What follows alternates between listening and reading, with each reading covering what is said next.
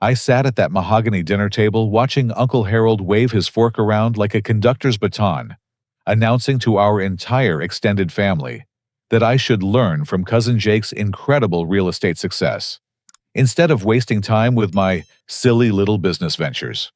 Every single person nodded approvingly, while Jake smirked confidently from across the table.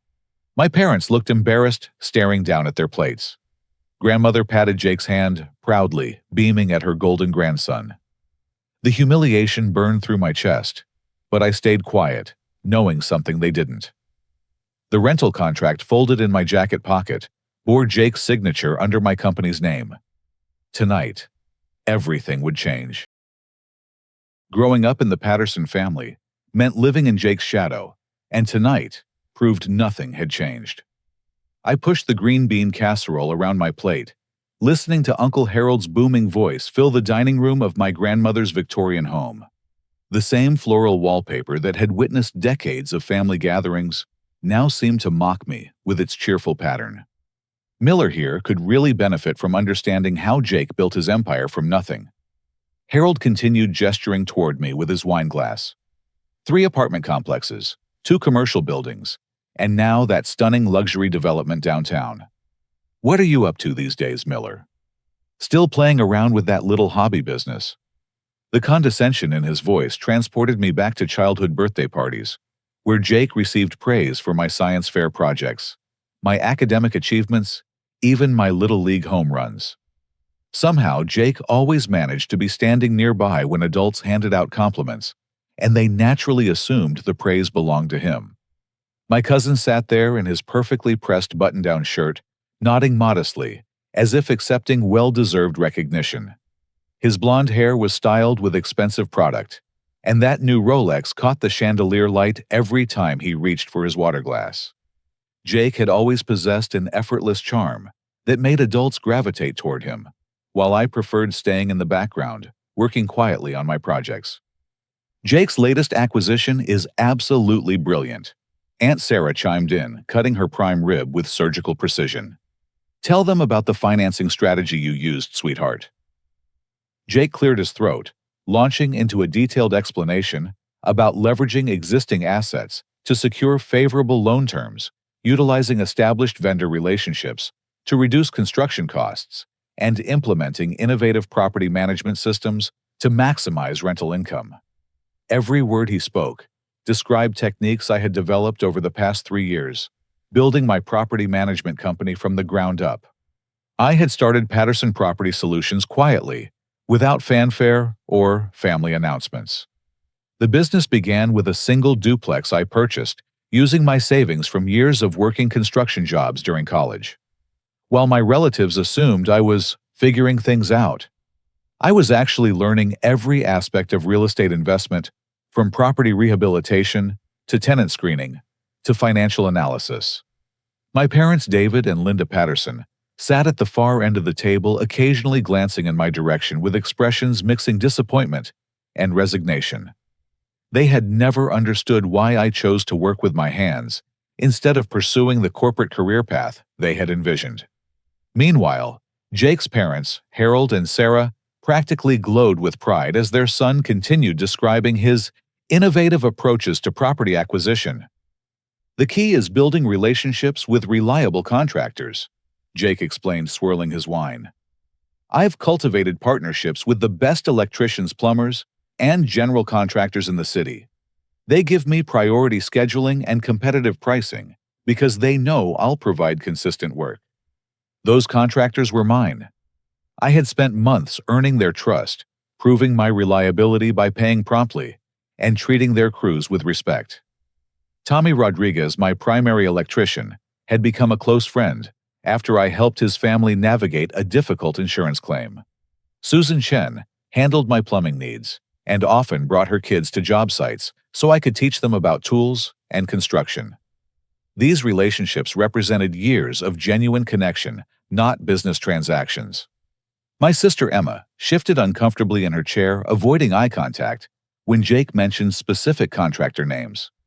She worked as a paralegal at a downtown law firm and possessed a sharp mind for details that often picked up on inconsistencies others missed. Her auburn hair fell across her face as she focused intently on cutting her food into precise pieces. "Emma, you work in legal services," Harold said, turning his attention to my sister. "I'm sure you can appreciate the complexity of Jake's contract negotiations. The boy has a real gift for structuring deals that protect his interests while maintaining positive relationships with all parties involved."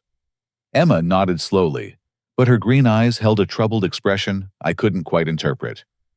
"Yes, Uncle Harold. Jake certainly seems to have mastered the business side of real estate." Grandmother Miller, our family matriarch at 83 years old, reached over to squeeze Jake's shoulder with her weathered hand. "I'm so proud of you, dear. Your grandfather would have been thrilled to see how you've carried on the family's entrepreneurial spirit." The irony wasn't lost on me. Grandfather Miller had built a modest construction business through decades of honest labor, treating every client fairly, and standing behind his work with integrity. He would have been horrified to learn about the deception unfolding at his dinner table. "Miller should consider working for Jake." Harold suggested, pointing his fork in my direction. "Start at the bottom, learn proper business practices. Maybe handle some of the smaller maintenance issues while Jake focuses on the big picture strategy." The suggestion hit like a physical blow. After 3 years of building my own company, establishing relationships throughout the industry, and developing a reputation for quality work, my uncle was suggesting I become an entry-level employee for someone stealing credit for my achievements. Jake leaned back in his chair, considering the proposal with theatrical seriousness. "You know, Uncle Harold, that's not a bad idea. Miller could definitely learn a lot by observing how I handle day-to-day operations. I'd be happy to take him under my wing." The smugness in his voice finally triggered something inside me. I excused myself from the table, claiming I needed to use the restroom, but really, I needed space to process what was happening. Walking down the hallway lined with family photographs spanning 4 generations, I pulled out my phone and scrolled through recent messages from clients and contractors. Mrs. Rodriguez had sent photos of the completed kitchen renovation in her downtown condo, thanking me for recommending the perfect tile installer.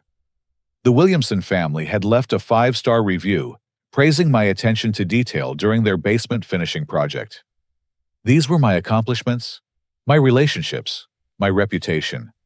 Standing in the bathroom mirror, I studied my reflection and recognized my grandfather's determined jawline, my father's thoughtful eyes, and my mother's stubborn streak that refused to back down from challenges. The rental contract in my jacket represented more than just paperwork. It was proof of my competence, my integrity, and my right to be respected for my actual achievements. Returning to the dining room, I found Jake describing his latest project, a luxury apartment complex featuring high-end finishes and premium amenities. He spoke passionately about the marble countertops, hardwood flooring, and energy-efficient appliances that would attract discerning tenants willing to pay top dollar for quality housing. I had personally selected every fixture, negotiated every contract, and supervised every installation in that building. The project had consumed 8 months of my life, requiring me to work 16-hour days, coordinating subcontractors, managing budgets, and ensuring every detail met my exacting standards. The profit margins on luxury rentals are incredible. Jake continued capturing everyone's attention. When you provide superior value, tenants happily pay premium rates. My newest building is already 90% occupied, and I have a waiting list for the remaining units. My building, my tenants, my waiting list. The fury building in my chest threatened to explode, but I maintained my composure, knowing that patience would serve me better than anger in the long run. The rental contract in my pocket would reveal the truth soon enough. I excused myself again, this time stepping onto the back porch, where the October evening air helped clear my head. The familiar sounds of suburban Colorado Springs drifted across the neighborhood, children playing in backyards, dogs barking in the distance, and the gentle hum of traffic on Academy Boulevard. Pulling out my phone, I dialed Derek Thompson, my business partner and closest friend since college.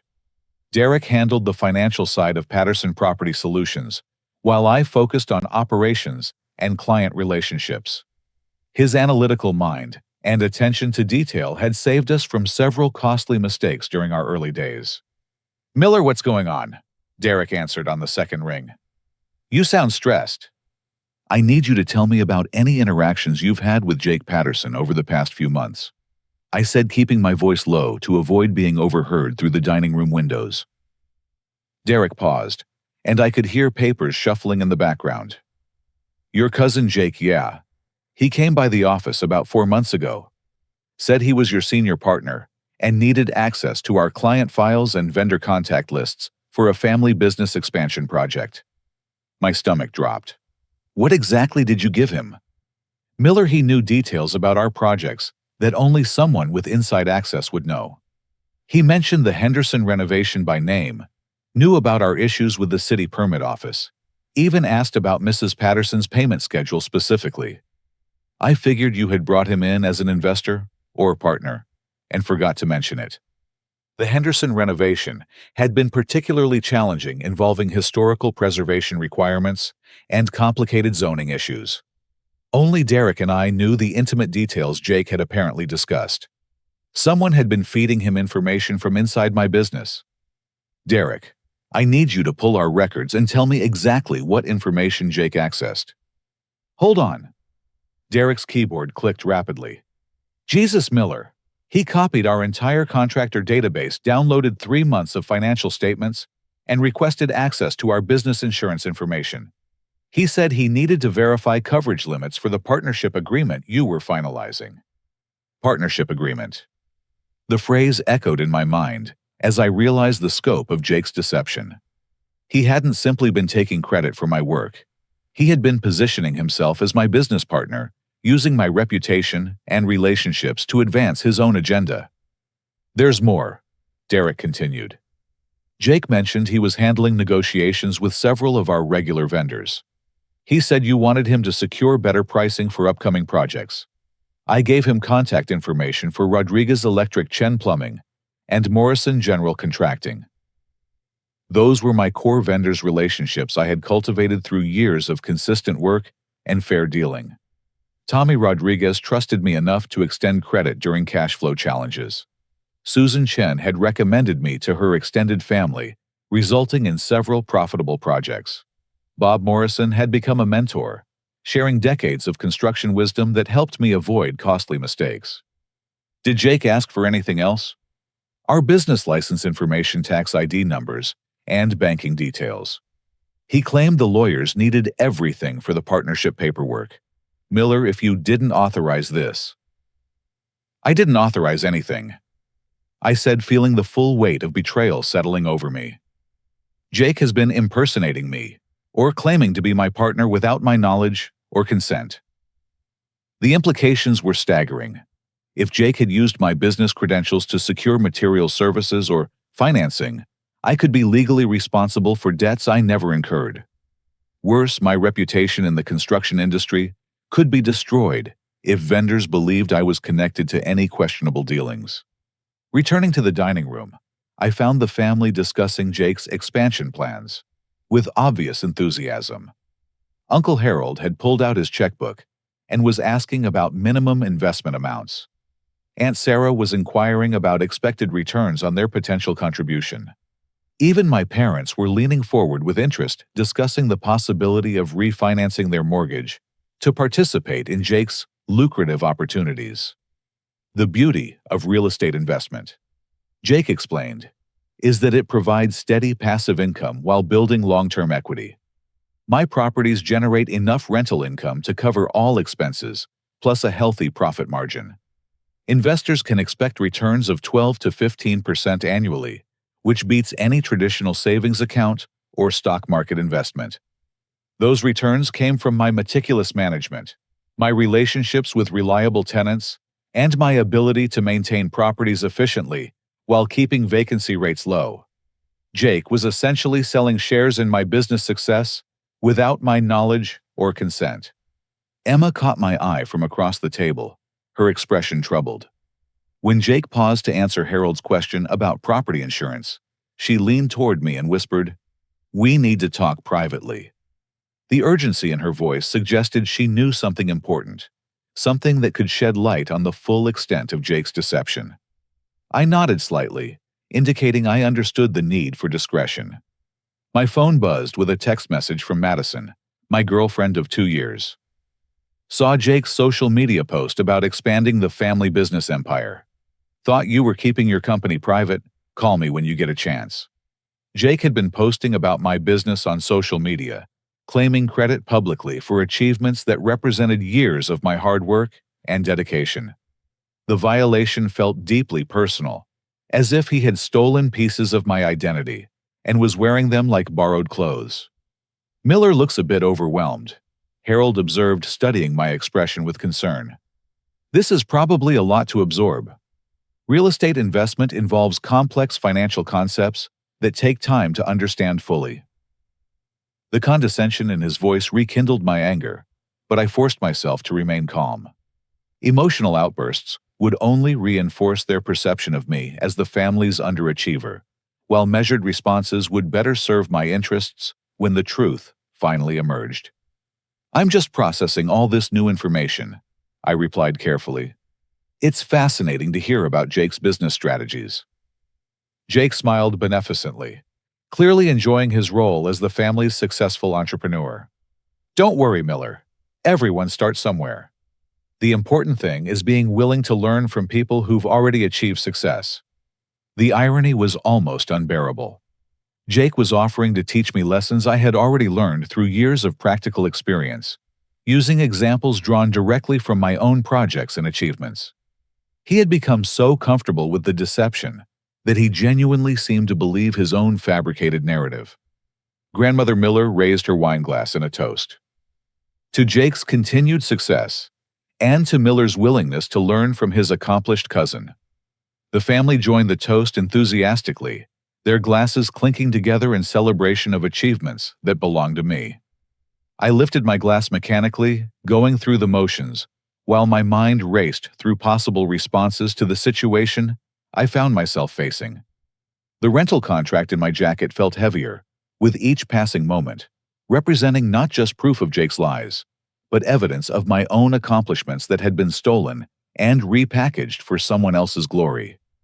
Soon, very soon, that contract would change everything. I stepped outside again, this time walking to the far corner of the backyard, where mature pine trees provided privacy from the house.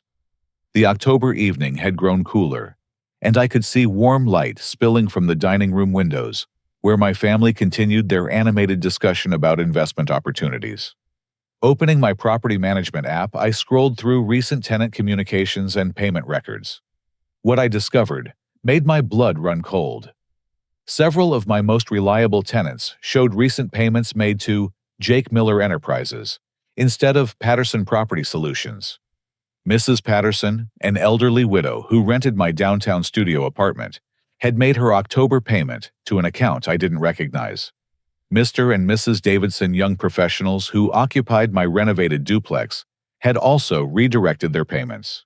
Even the Johnson family, who had been model tenants for 18 months, showed altered payment information in the system. With shaking hands, I dialed Mrs. Patterson's number. She was one of my favorite tenants, a retired school teacher who always paid early and took excellent care of the property. Her warm voice answered on the third ring. "Oh, Miller, how wonderful to hear from you. I wanted to thank you for sending that nice young man to update my payment information. So professional and courteous." "Mrs. Patterson, can you describe this young man for me?" "Tall blonde hair, very well dressed. He had all the proper identification and knew details about the property that proved he worked for you. He said the company was expanding and consolidating payment processing under a new system. Jake Miller Enterprises, I believe it was called." My heart hammered against my ribs. When did this happen? About 6 weeks ago. He provided new payment instructions and assured me everything would remain exactly the same from my perspective. Such a polite boy reminded me of my grandson. "Is there a problem, dear?" I struggled to keep my voice steady. "No problem, Mrs. Patterson. Just verifying that the transition went smoothly. Thank you for your patience during the changeover." After ending the call, I immediately contacted 3 more tenants with similar results. Jake had systematically visited my properties, representing himself as my business partner or representative, and convinced tenants to redirect their payments to accounts under his control. The operation demonstrated planning and sophistication that shocked me with its audacity. Jake had stolen approximately $12,000 in rental payments over the past 3 months. More importantly, he had inserted himself into my business relationships, potentially creating legal complications that could take months or years to resolve. My phone buzzed with another text from Madison. Jake posted photos claiming to own the Riverside Commons property. Isn't that your latest acquisition? What's going on? Riverside Commons was my pride and joy, a historic building I had purchased and renovated into luxury condominiums. The project had required 18 months of careful restoration, working with preservation specialists to maintain the building's architectural integrity while adding modern amenities.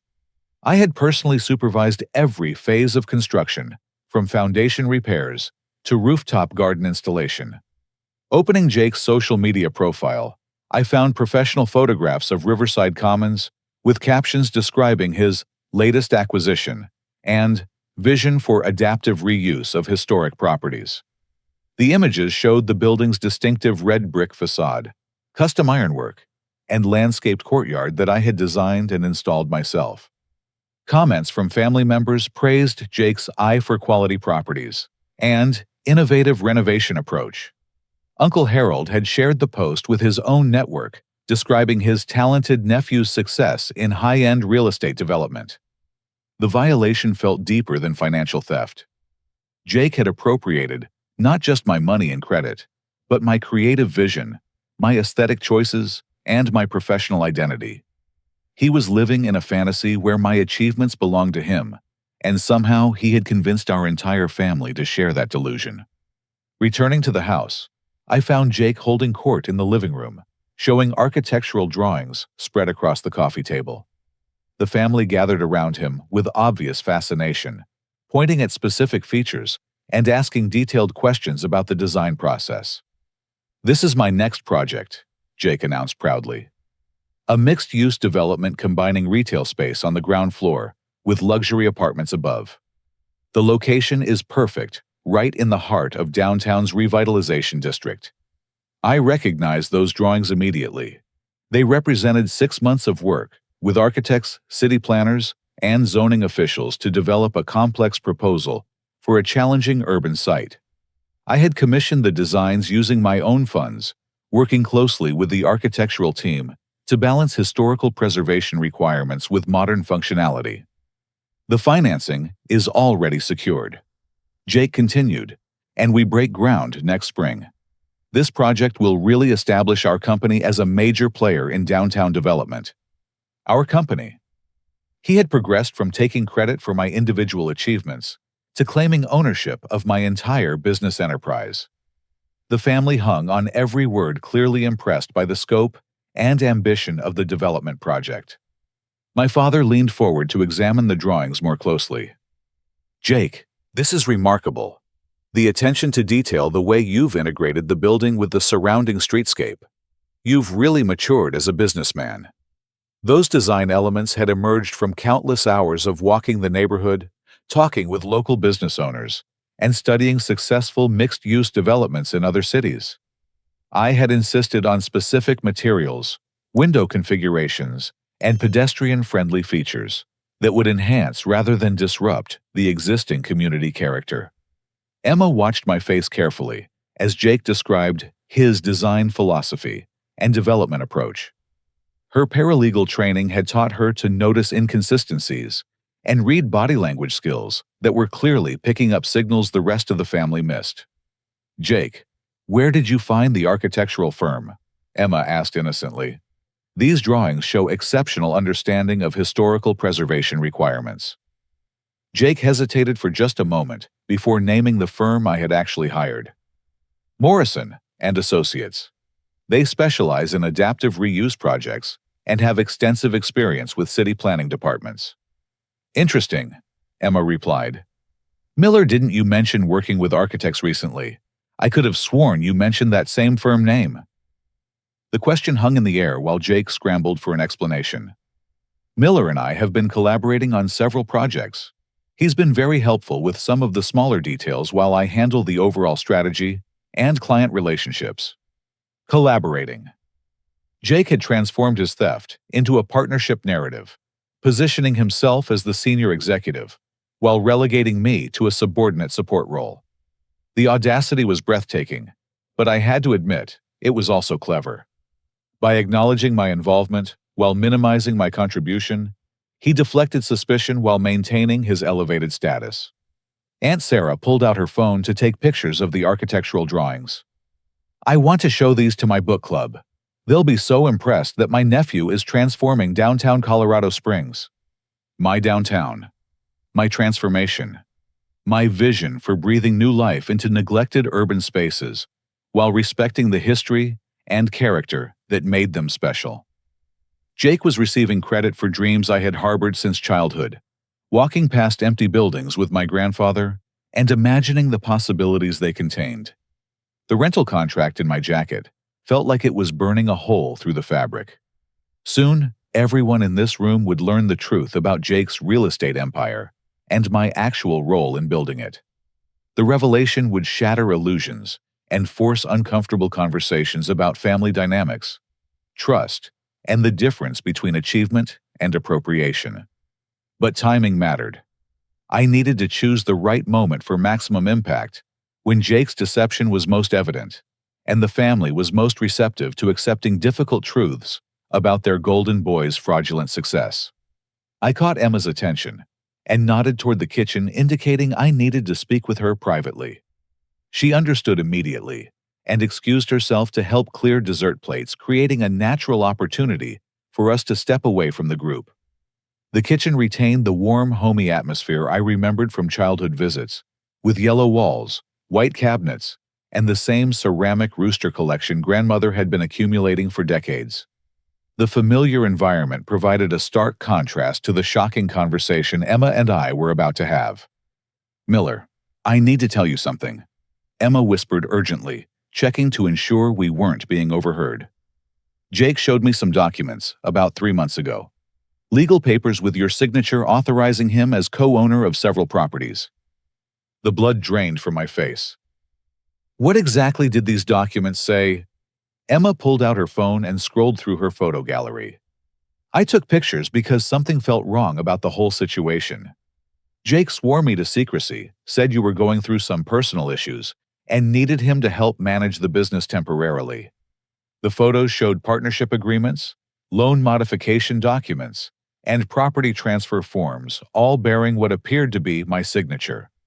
The forgeries were sophisticated, close enough to my actual handwriting to fool casual observers, but with subtle differences I could identify. Emma, I never signed any of these documents. I've never authorized Jake to represent my business or access my properties. My sister's green eyes widened with alarm. Miller, if these are forged, Jake has committed serious crimes. These documents establish legal ownership claims that could take years to untangle in court. The implications hit me like a physical blow. Jake hadn't simply stolen credit for my achievements. He had created a legal framework to steal my actual business assets. With forged partnership agreements, he could potentially claim ownership of properties I had purchased with my own money and renovated with my own labor. There's more. Emma continued showing me additional photos. Jake claimed you were having mental health issues and needed family support. He said you had been making poor business decisions and required oversight to protect the investments. The manipulation was even more sophisticated than I had imagined. Jake had crafted a narrative that portrayed me as mentally unstable, while positioning himself as the responsible family member, stepping in to protect everyone's interests. If successful, this strategy could have justified his control over my business assets, while making me appear ungrateful for his help. Did anyone else see these documents? Uncle Harold and Aunt Sarah. Jake showed them everything, said they needed to understand the situation, in case you came to them with confused stories about business ownership. He painted himself as the long-suffering cousin, trying to help his troubled relative. The betrayal cut deeper than I thought possible. Jake hadn't simply stolen from me. He had systematically undermined my credibility with family members, creating a foundation for dismissing any future complaints I might raise about his activities. We returned to the living room to find Jake presenting another portfolio of materials, this time showing photographs of completed renovation projects. I recognized every image: the Victorian house I had restored on Cascade Avenue, the craftsman bungalow I had converted into a duplex, and the mid-century ranch I had transformed into a modern family home. These before and after shots really demonstrate the potential of strategic renovation, Jake explained to our captivated audience. The key is understanding how to maximize value while respecting the original architectural character. Those renovation philosophies had developed through years of studying architectural history, working with preservation specialists, and learning from costly mistakes on early projects. Jake was presenting my intellectual growth as if it were his own, sharing insights I had gained through experience while he was working corporate jobs in Denver. Uncle Harold examined the photographs with obvious admiration. "Jake, the transformation of this Victorian is absolutely stunning. The way you preserved the original woodwork while updating the kitchen and bathrooms shows real artistic vision." I had spent 3 months researching period-appropriate materials for that kitchen renovation, working with specialty suppliers to find authentic hardware and fixtures that complemented the home's 1890s character. The bathroom design had required custom millwork to accommodate modern plumbing while maintaining the visual integrity of the original floor plan. "Miller, you should really study these projects." Harold continued, turning toward me. "This is exactly the kind of attention to detail and aesthetic sensitivity that separates successful developers from amateur renovators." The condescension was unbearable, but I forced myself to nod politely, while internally cataloging every stolen accomplishment Jake was claiming as his own. The rental contract in my jacket represented just one piece of evidence in what was clearly a much larger pattern of fraud and deception. My phone buzzed with a text from Madison. "Called the architectural firm to ask about Jake's development project. They said all communication went through Miller Patterson at Patterson Property Solutions. Getting worried about what's happening. Call me." Jake's girlfriend, Crystal, arrived during the middle of his presentation, sweeping into the room with obvious excitement and expensive perfume that filled the space with floral fragrance. Her blonde hair was styled in perfect waves, and her designer dress suggested someone accustomed to luxury. "Congratulations, baby!" Crystal announced loudly, rushing to embrace Jake. "I heard you finalized the business acquisition today.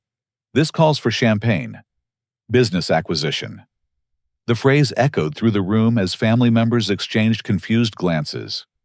Jake had apparently told Crystal that tonight marked some kind of business milestone, possibly the culmination of his plan to steal my entire company.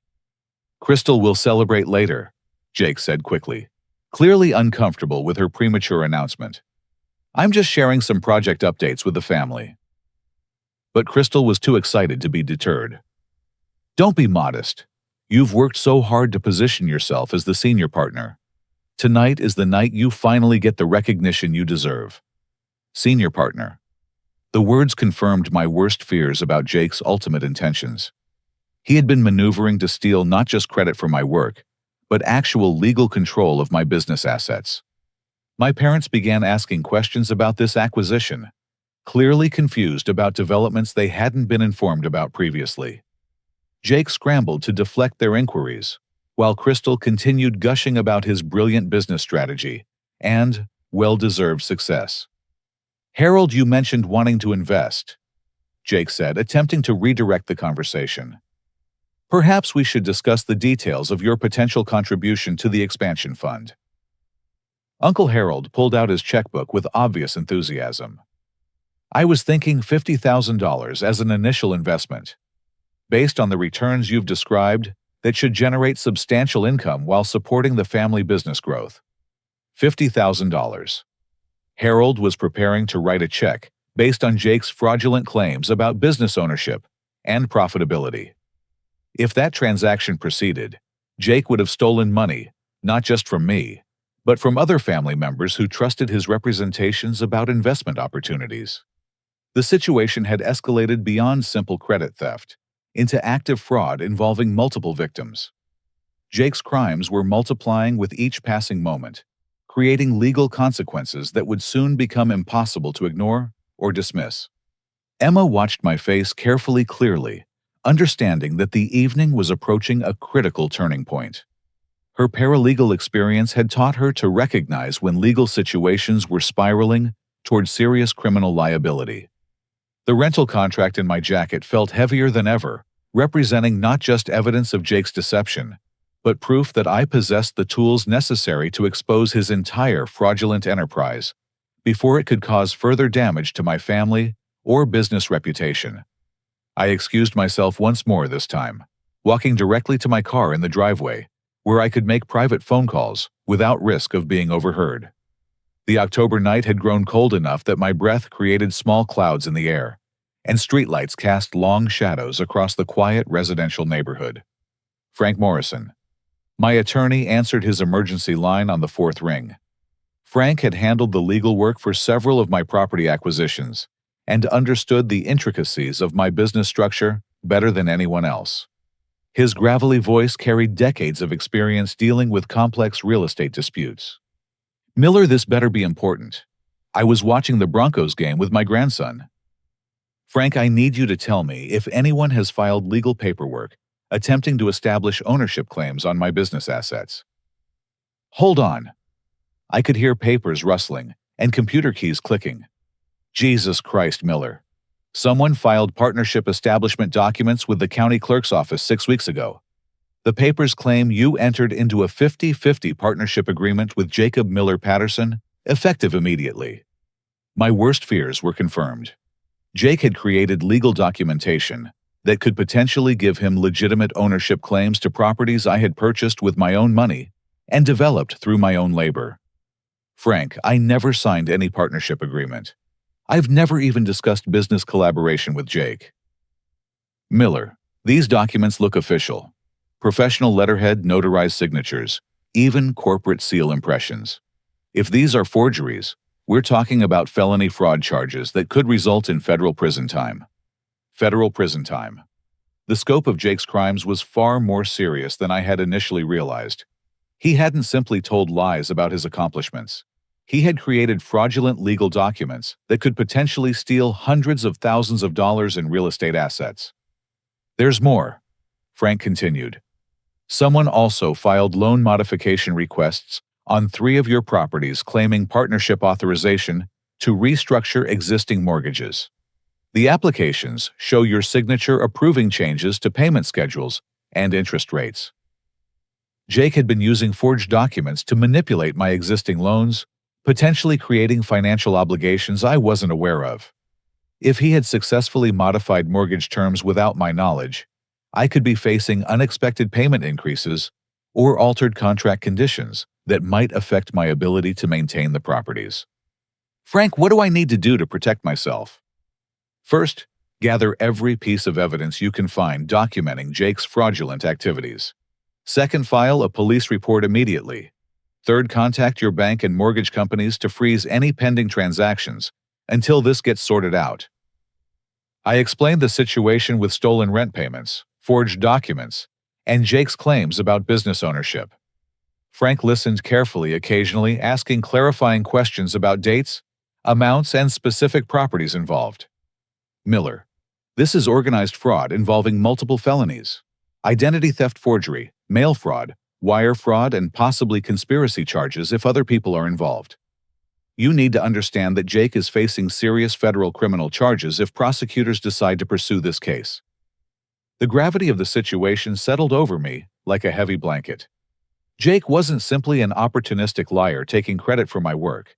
He was a criminal who had systematically defrauded me and potentially other victims through sophisticated forgery and identity theft. Can you meet me at my grandmother's house tonight? I'll be there in 30 minutes. In the meantime, don't confront Jake directly. Let me handle this through proper legal channels with law enforcement present. Returning to the house, I found the family gathered around the dining room table, where Harold was preparing to write his investment check. Jake sat beside him, pointing out specific line items on financial projections that supposedly demonstrated the profitability of his real estate portfolio. The monthly rental income from just the downtown properties covers all mortgage payments, plus operational expenses, Jake explained. Your investment will fund the expansion phase, allowing us to acquire additional properties and increase overall portfolio value. Those financial projections were based on my actual rental income, my actual mortgage payments, and my actual operational costs. Jake had somehow obtained access to confidential business information and was using it to solicit investments from family members who believed they were supporting his legitimate business enterprise. Crystal sat beside Jake, beaming with pride at her boyfriend's apparent business acumen. Jake has such a gift for identifying undervalued properties and transforming them into premium rental units. His eye for design details is absolutely incredible. My eye for design details. My ability to see potential in neglected properties. My understanding of renovation, costs, market values, and rental demand in different neighborhoods. Jake was receiving praise for capabilities he had never developed and insights he had never earned. Emma caught my attention and mouthed silently, "Is everything okay?" I nodded slightly, trying to convey that help was on the way, without revealing specific details that might alert Jake to the approaching confrontation. My parents were discussing the possibility of refinancing their house to participate in Jake's investment opportunity. Their modest retirement savings wouldn't survive the loss of $50,000 or $60,000 if Jake's scheme collapsed, which it inevitably would once the fraudulent foundation was exposed.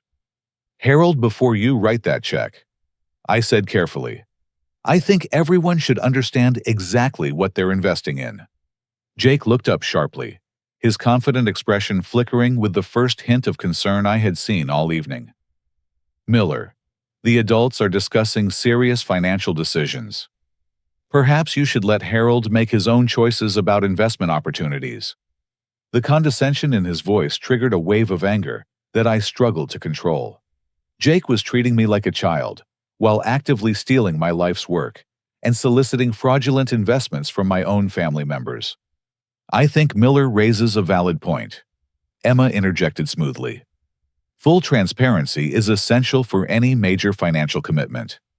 Perhaps Jake could provide more detailed documentation about the business structure and legal ownership arrangements." Jake's eyes narrowed as he looked at Emma, clearly suspecting that she might know more than she was revealing.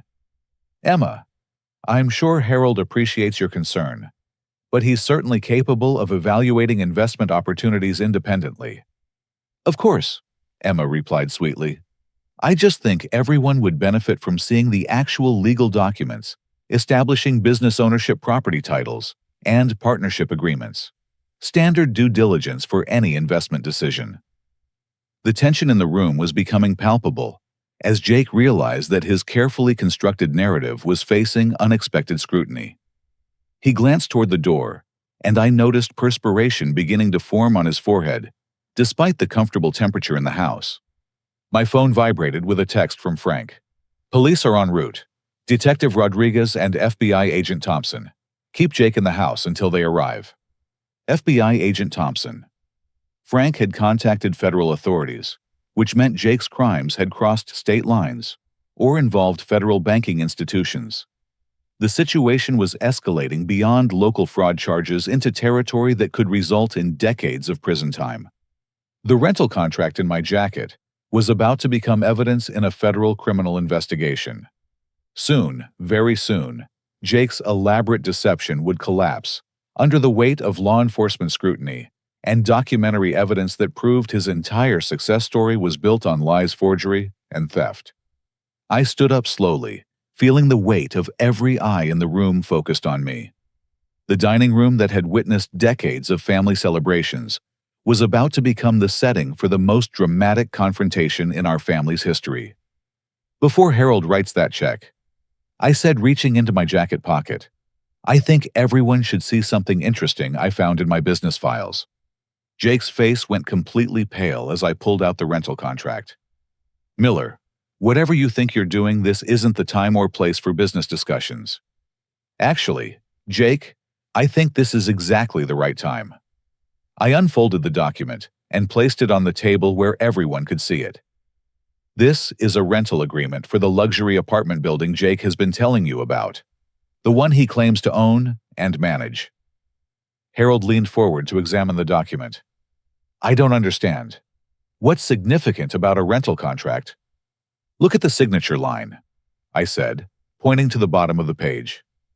Jake's signature appears under the tenant section, not the landlord section. He doesn't own this building. He rents a unit in it. The silence that followed was deafening. Jake stared at the document as if it were a venomous snake, while family members passed it around the table with growing confusion and concern. Furthermore, I continued pulling out my phone. I have documentation showing that Jake has been collecting rent payments from tenants in my properties by impersonating me or claiming to be my business partner. I showed them screenshots of redirected payments, forged partnership documents, and social media posts where Jake claimed ownership of properties that belonged to me. The evidence was overwhelming and undeniable. Jake finally found his voice. Miller is having some kind of mental breakdown. He's become obsessed with the idea that successful people are somehow stealing from him. I've been trying to help him, but his paranoid delusions are getting worse. Mental breakdown. Emma stood up, her green eyes flashing with anger. Jake, you showed me forged documents 3 months ago, claiming Miller had psychological problems and needed your help managing his business. You manipulated me into keeping quiet about legal papers that I now realize were completely fabricated. Jake's confident facade was crumbling rapidly. Emma, you're misremembering our conversation. I was trying to protect family privacy while helping Miller through a difficult period. Protect family privacy. I laughed bitterly. Jake, you've been stealing money from my tenants using my business relationships to secure materials and services, and forging legal documents to claim ownership of my properties.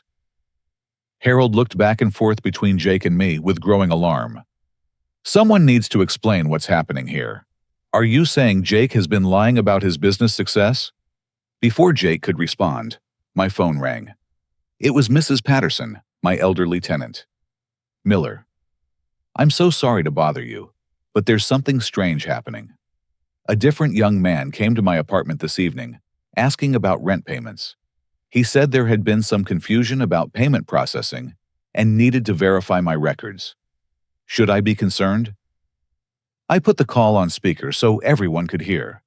Mrs. Patterson, can you describe this person? Tall, dark hair, very nervous. He kept asking whether I had given payment information to anyone else recently.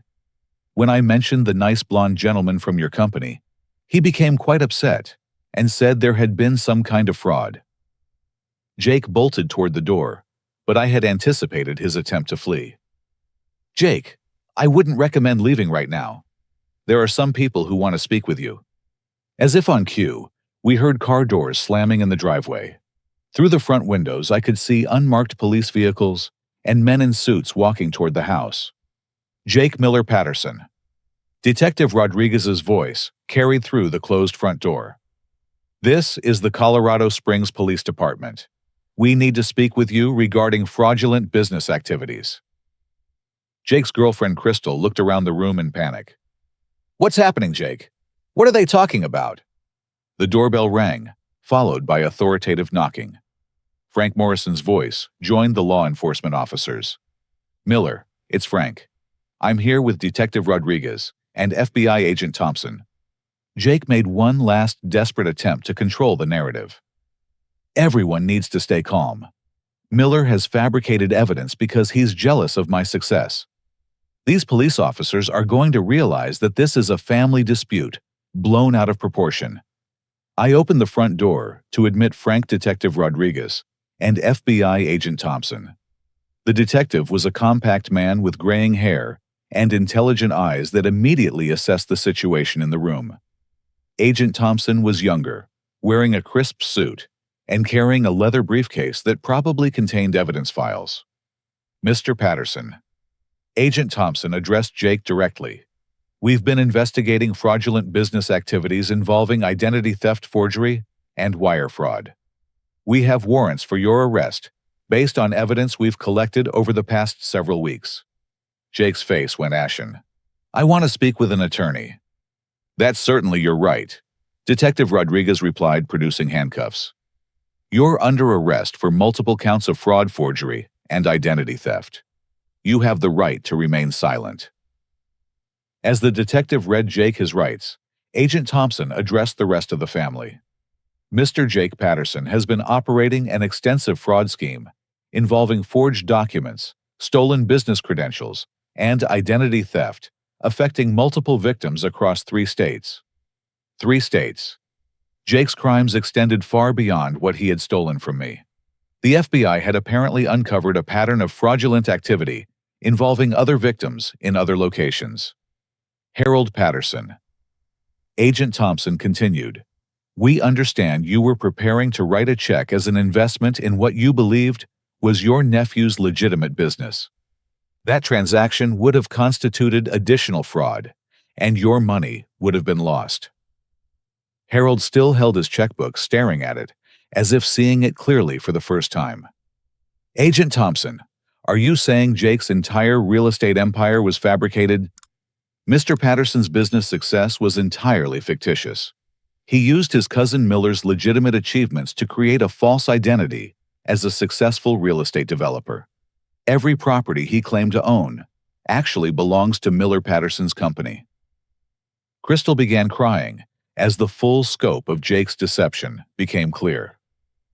Jake told me he was buying me an engagement ring with profits from his latest development project. He said we were going to move to a luxury condo he was purchasing downtown. The luxury condo Jake had promised was undoubtedly one of my units at Riverside Commons, which he had been advertising as his own property on social media. Crystal had been unknowingly dating someone living an entirely fabricated life, built on stolen achievements. As Detective Rodriguez led Jake toward the door in handcuffs, my cousin made one final attempt to shift blame. Miller set me up. He's been planning this for months, planting evidence to make me look guilty. You're arresting an innocent man. Agent Thompson shook his head. Mr. Patterson, we have bank records showing fraudulent rent collection, forged signatures on legal documents, verified by handwriting experts, and testimony from multiple victims who were deceived by your impersonation activities. The evidence against you is overwhelming. Jake was escorted from the house, his BMW being impounded as potential evidence in the fraud investigation. Crystal followed behind, sobbing and asking questions no one could answer about what would happen to their relationship and shared living arrangements. The dining room fell silent, except for the ticking of grandmother's antique clock and the distant sound of police radios crackling in the driveway. The family stared at each other with expressions mixing shock, embarrassment, and slowly dawning comprehension. Harold slowly closed his checkbook and set it on the table. Miller, I owe you an enormous apology. We all do. The aftermath of Jake's arrest unfolded over the following weeks, like a slow-motion earthquake, with revelations and consequences rippling through our family and the broader community. Agent Thompson had been correct about the scope of Jake's crimes extending across multiple states. The FBI investigation revealed that Jake had been operating similar fraud schemes in Denver and Phoenix, using false identities and stolen business credentials to deceive landlords, contractors, and investors. His total theft exceeded $200,000 when all victims were identified and damages calculated. In Denver, Jake had convinced a retired couple to invest their life savings in a fabricated real estate development project. The victims, Robert and Margaret Chen, had lost $43,000 before discovering that the properties Jake claimed to own were actually owned by other developers who had never heard of him. In Phoenix, Jake had impersonated a successful contractor named David Rodriguez, using stolen credentials to secure materials and services for renovation projects that never existed. Local suppliers had extended credit totaling over $60,000 based on Jake's false representations about his business history and financial stability. The federal charges included wire fraud, mail fraud, identity, theft, forgery, and conspiracy. Jake's sophisticated use of technology to create false business entities and forge legal documents elevated his crimes from state-level fraud to federal felonies, carrying potential sentences of up to 20 years in prison. Frank Morrison explained the legal implications during a meeting at his downtown office 3 days after the arrest. Jake's activities could have destroyed your business reputation and left you liable for debts you never incurred. The forged partnership documents were sophisticated enough to potentially hold up in civil court, especially if Jake had succeeded in establishing a pattern of apparent business collaboration. The rental payments Jake had stolen were recovered through asset forfeiture proceedings, though it took several months to untangle the complex web of fraudulent accounts and false business entities he had created. My tenants were understanding about the confusion, particularly after learning they had been victims of a sophisticated criminal scheme rather than simple billing errors. My relationship with the family underwent a profound transformation in the weeks following Jake's arrest.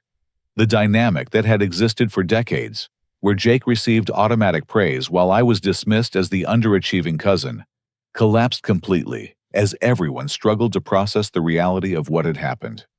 Uncle Harold visited me personally to apologize for his years of condescending treatment. We met at a coffee shop downtown, away from family gatherings where emotions still ran high and conversations remained awkward. Miller, I realize now that my behavior toward you has been inexcusable. Harold said, his usual booming confidence replaced by genuine remorse. I allowed myself to be deceived by someone I should have questioned more carefully, and I treated you with disrespect you never deserved. The apology meant more than I had expected. Harold had been a father figure during my childhood, and his approval had mattered even when his criticism stung. Hearing him acknowledge his mistakes created an opportunity for rebuilding our relationship on more honest foundations. Uncle Harold Jake fooled everyone. His deception was sophisticated and deliberately designed to exploit family loyalty and trust.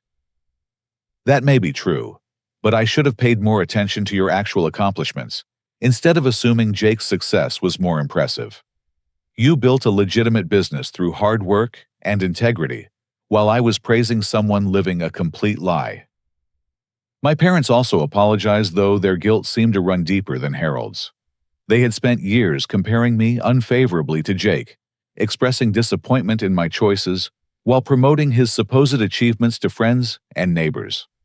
Miller, we failed you as parents, my mother said during a tearful conversation in their kitchen. We were so focused on conventional markers of success that we missed the real success you were building quietly and ethically. My father nodded gravely. We should have supported your business ventures instead of suggesting you work for Jake. The irony is devastating. Emma and I grew closer through the experience, bonding over our shared understanding of Jake's manipulation tactics and the family dynamics that had enabled his deception. Her paralegal training proved invaluable in helping me organize evidence and communicate with law enforcement agencies. Miller, I should have trusted my instincts when Jake showed me those forged documents, Emma said. Something felt wrong about the entire situation, but I allowed family loyalty to override my professional judgment. Jake specifically manipulated you by claiming I had mental health issues that needed to be kept confidential. He designed his lies to exploit your caring nature and sense of family responsibility. The social media accounts where Jake had claimed ownership of my properties became evidence in the federal prosecution. His posts describing his renovation philosophies and business strategies were preserved as examples of identity theft and fraudulent representation. Madison and I also grew stronger through the crisis. She had suspected something was wrong with Jake's claims long before the family dinner, and her support during the investigation and legal proceedings deepened our commitment to each other. Miller, watching you handle this situation with dignity and restraint showed me who you really are, Madison said. You could have exploded with anger or sought revenge, but you focused on protecting other potential victims and letting justice take its course. Jake's girlfriend, Crystal, struggled with the revelation that her entire relationship had been built on lies. She had genuinely believed she was dating a successful real estate developer, planning a future that included luxury homes and financial security that never existed. Crystal reached out to me several months later, asking if we could meet for coffee. She appeared fragile and uncertain, clearly still processing the emotional trauma of discovering that someone she loved had been living a completely fabricated life. Miller, I need you to know that I never suspected Jake was stealing from you or anyone else. He was so convincing about his business success, so confident about his achievements. I feel like a fool for believing him. Crystal, Jake's deception was sophisticated and designed to fool people who cared about him. You're not responsible for his choices or his crimes. She cried quietly for several minutes before continuing. I keep wondering if there were signs I should have noticed. He always had money but never seemed to work very hard. He knew details about properties and projects, but never invited me to see his office or meet his employees. Jake's sentencing hearing took place 8 months after his arrest. The federal courthouse in downtown Denver was packed with victims, family members, and law enforcement officials who had worked on the case. Jake appeared in shackles and an orange jumpsuit, looking nothing like the confident, well-dressed man who had dominated family gatherings for years. His blonde hair had grown out, and his face showed the stress of months in county jail awaiting trial. The prosecutor, Assistant U.S. Attorney Jennifer Walsh, presented a devastating case detailing Jake's crimes across multiple states and the dozens of victims who had suffered financial and emotional damage from his fraudulent schemes. Your Honor, Mr. Patterson operated a sophisticated criminal enterprise designed to steal the identities, achievements, and financial resources of hard-working people who trusted him because of family relationships or professional representations, Walsh explained. His crimes were not impulsive mistakes, but calculated predatory behavior that destroyed lives and undermined legitimate businesses. Jake's defense attorney attempted to portray him as someone struggling with psychological issues and family pressure to succeed, but the evidence of premeditation and sophisticated planning undermined any claim of mental incapacity or impaired judgment. Several victims provided impact statements describing how Jake's fraud had affected their lives. Robert and Margaret Chen from Denver spoke about losing their retirement savings and being forced to continue working into their 70s because of money Jake had stolen. David Rodriguez from Phoenix described how Jake's impersonation had damaged his contracting business reputation and cost him relationships with suppliers who had extended credit based on fraudulent representations. When my turn came to address the court, I focused on the broader impact of Jake's crimes beyond financial losses. Your Honor, Mr. Patterson didn't just steal money. He stole trust relationships and the sense of security that comes from believing family members have your best interests at heart. Judge Patricia Morrison sentenced Jake to 12 years in federal prison, followed by 5 years of supervised probation. The sentence reflected the serious nature of his crimes and the need to deter others from similar fraudulent schemes. Mr. Patterson, your crimes demonstrate a complete disregard for the trust placed in you by family members, business partners, and community members who believed your false representations, Judge Morrison stated. The sophisticated nature of your fraud and the multiple victims across several states require a substantial prison sentence to achieve justice and protect the public. Jake showed no emotion as the sentence was announced. He was immediately remanded to federal custody to begin serving his sentence at a minimum security facility in Colorado. The restitution order required Jake to pay back all stolen funds, plus interest and penalties, though his lack of assets meant most victims would never recover their full losses. The government seized his BMW expensive watch and other personal property purchased with stolen money, but the total value was far less than the amount he had stolen. My business not only recovered from Jake's fraud, but actually grew stronger as a result of the publicity surrounding the case. The story attracted attention from local media outlets, which portrayed me as a hard-working entrepreneur who had overcome family betrayal and criminal victimization through integrity and perseverance. Several new clients contacted me specifically because they had read about my situation and respected how I had handled the crisis. The additional business allowed me to hire 2 employees and expand into commercial property management, achieving growth that might have taken years to accomplish under normal circumstances. Madison and I got engaged 6 months after Jake's sentencing.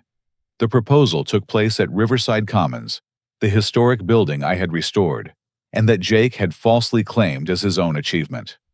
The setting felt symbolically important, representing my actual accomplishments and the future we were building together, based on truth rather than deception. The family dynamics have never fully returned to their previous state, which is probably healthy. The crisis forced everyone to examine assumptions about success, family loyalty, and the difference between achievement and appropriation. Uncle Harold became one of my strongest supporters, often referring potential clients to my business and publicly praising my integrity and work ethic. The contrast with his previous condescending treatment couldn't be more dramatic, but his support feels genuine rather than compensatory. Grandmother Miller lived to see Jake's conviction and my business success, often expressing pride in how I had handled the crisis with dignity rather than seeking revenge. She passed away peacefully 2 years later, leaving me the family's old vacation property that Uncle Harold had once suggested giving to Jake as a reward for his fraudulent success. Emma and I remained close, bonding over our shared experience of recognizing family dysfunction and working to build healthier relationship patterns. Her legal expertise proved invaluable as I navigated the complex aftermath of Jake's fraud and rebuilt my business reputation. My parents and I developed a stronger relationship based on mutual respect rather than their previous disappointment in my unconventional career choices. They began referring to my business with pride, often mentioning my achievements to friends and neighbors who remembered their previous praise for Jake's fabricated success. The most profound lesson from the entire experience was understanding the difference between authentic achievement and performed success. Jake had mastered the art of appearing successful while building nothing of lasting value, while I had been quietly creating genuine value without seeking recognition or applause. Real success, I learned, doesn't require an audience or family approval. It emerges from consistent effort, ethical behavior, and commitment to creating value for others. The recognition and respect that eventually followed were byproducts of genuine achievement, not goals in themselves. Jake's fraud also taught me about the importance of documenting accomplishments and maintaining clear ownership of intellectual property and business assets. I now keep meticulous records of all projects, maintain regular communication with clients and vendors, and ensure that business relationships are clearly defined and legally protected. The rental contract that exposed Jake's lies became a symbol of the power of truth over deception. That simple document showing his signature in the tenant section, rather than the landlord section, demolished years of carefully constructed lies in a single moment. Truth has a weight and power that deception can never match. No matter how sophisticated the lies, how convincing the performance, or how widespread the acceptance of false narratives, authentic evidence ultimately prevails over fabricated stories. The family dinners we share now are different from those dominated by Jake's fabricated success stories. Conversations are more honest, accomplishments are verified rather than assumed, and everyone seems more aware of the difference between genuine achievement and impressive-sounding claims. I still think about Jake sometimes, wondering if he reflects on the choices that led him to federal prison, while I continued building the legitimate business he had tried to steal. His crimes destroyed relationships, careers, and financial security for multiple families, leaving a trail of damage that extended far beyond the money he stole. The irony remains striking. Jake spent years trying to steal credit for my work, while I was actually becoming the successful businessman he pretended to be. By the time his deception was exposed, the gap between his fabricated achievements and my real accomplishments had become impossible to bridge through lies alone. His fraudulent success required constant performance and ever more sophisticated deception, while my authentic success grew naturally from consistent effort and ethical behavior.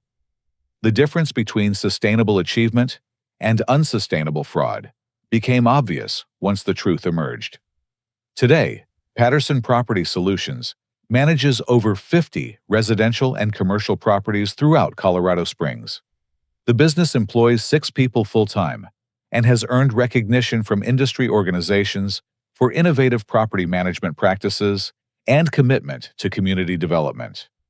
The luxury apartment building where Jake rented a unit now serves as one of our flagship properties, generating steady income while providing quality housing for working families. The irony that Jake's own residence became part of my legitimate business empire isn't lost on me. Most importantly, I learned that family respect earned through authentic achievement feels completely different from respect based on false assumptions or comparative judgments. The approval I now receive from relatives is grounded in understanding my actual work and character, rather than superficial impressions or unfair comparisons. The experience taught me that standing up for truth, even when family members initially refuse to believe it, ultimately leads to stronger and more honest relationships. The temporary discomfort of challenging false narratives is far preferable to the long-term damage of allowing deception to flourish unchecked. Jake's fraud scheme collapsed because lies eventually contradict each other and create unsustainable demands for ever more elaborate deception. Truth, by contrast, builds upon itself and creates foundations for genuine success that can withstand scrutiny and challenge. As I write this, Jake has served 4 years of his 12-year sentence and will remain in federal prison for 8 more years. His parole eligibility requires full restitution to victims, which seems unlikely given his lack of legitimate assets or income.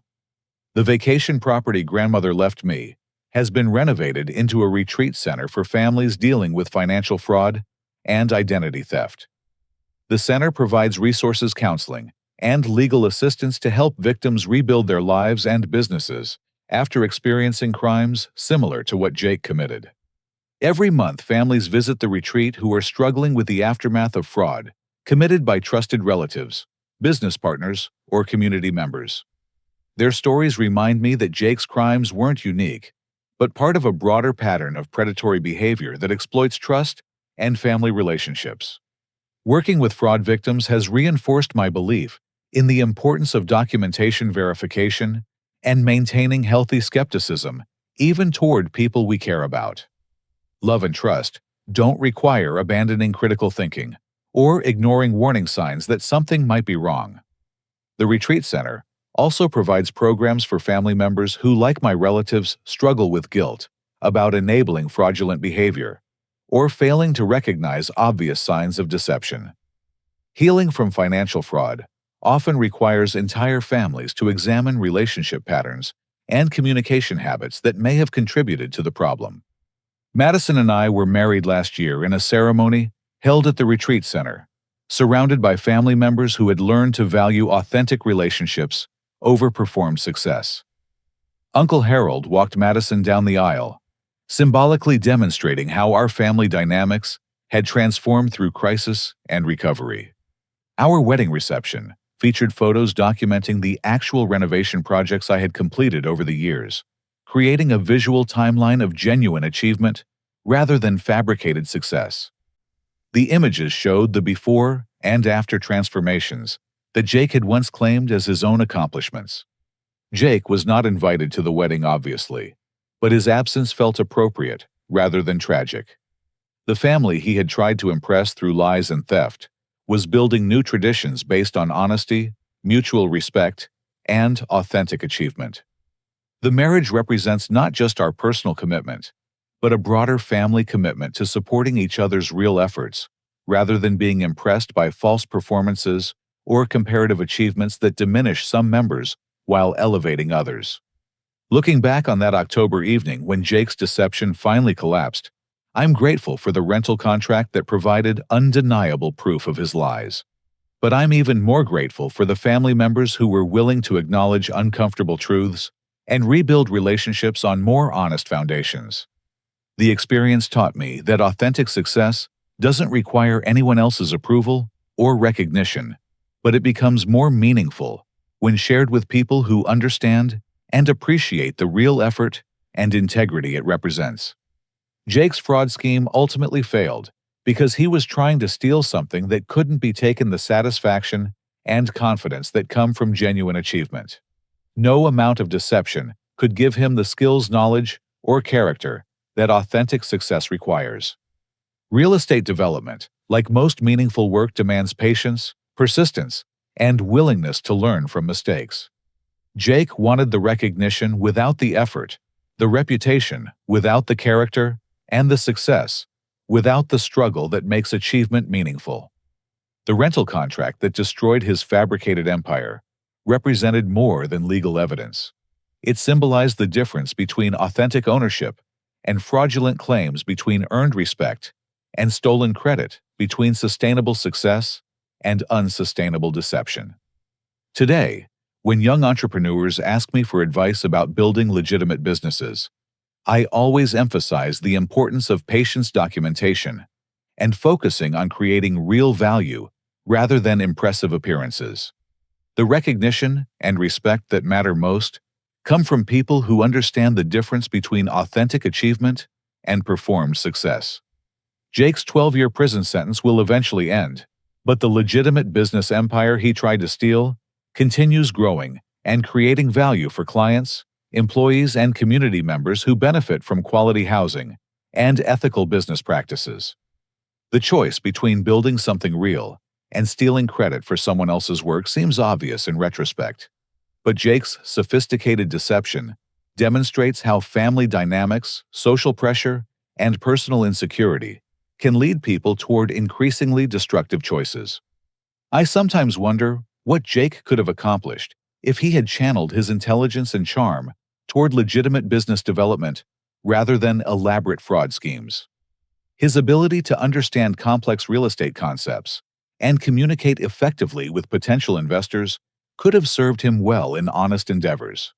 Instead, he chose a path that ultimately led to federal prison, destroyed relationships, and left multiple families struggling with financial and emotional damage that will take years to fully recover from. The story of Jake's rise and fall serves as a reminder that authentic success, though slower and more challenging than fraudulent shortcuts, creates foundations that can't be stolen, undermined, or destroyed by exposure of truth. The family dinners we share now focus on celebrating real achievements, supporting each other's legitimate efforts, and maintaining the healthy skepticism necessary to prevent future deception from taking root in our relationships. Have you ever discovered that someone close to you was taking credit for your achievements or living a completely fabricated life? How did you handle the situation? And what did you learn about the difference between authentic success and performed success? I'd love to hear your thoughts in the comments below. If this story resonated with you, please consider liking this video, subscribing to our channel for more real-life stories about overcoming family betrayal and business challenges, and sharing this with anyone who might benefit from understanding how truth ultimately prevails over deception. Thank you for listening to my story, and remember that your authentic achievements, however quiet or unrecognized they might seem, are worth more than any stolen credit or fabricated success. Stay true to yourself, document your real accomplishments, and never let anyone convince you that their lies are more impressive than your truth.